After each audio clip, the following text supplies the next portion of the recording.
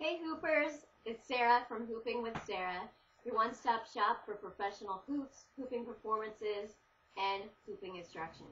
And I'm here with Foot Hooping 101.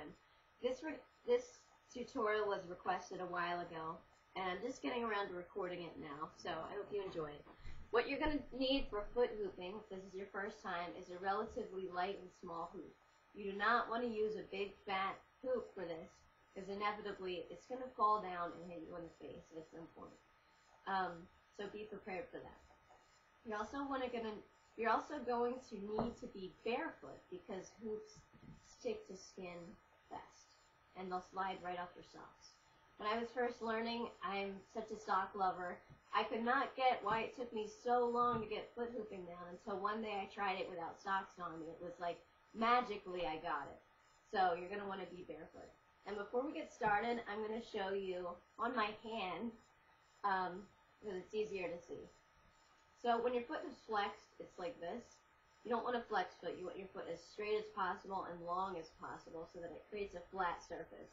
Your foot is pointed, you can still foot hoop, but you want to start off by keeping it as straight as possible.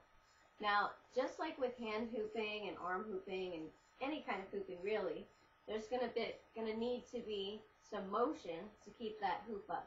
Just like this high five motion, I'm waving my hand around. Your foot's going to need to do the same thing. Now, eventually, once you get really good at foot hooping, you'll be able to take it off your hand and switch to your other feet. But for right now, you want to get started by laying on your back and just placing your foot up in the air. Right now, I'm using my right foot, but you should get good at using both feet, one at a time, of course.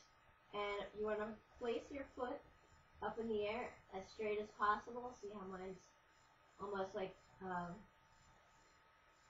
almost straight up.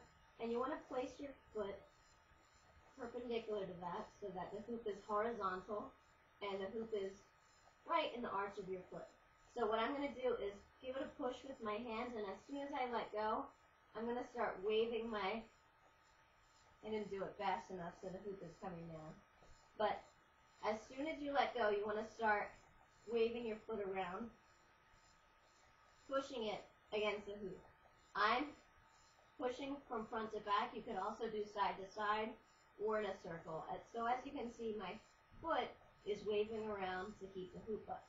Now, like I mentioned before, eventually you can transfer it to your other foot, and you're going to do that by concentrating on the timing. So as soon as the hoop hits the back of your foot, there's an opening, and you can slide your other foot in there. But it does take some practice. Eventually you won't even have to look at it. You'll just know that there's an opening once the hoop hits the back of your foot. But like with any hoop trick, it definitely takes a lot of practice.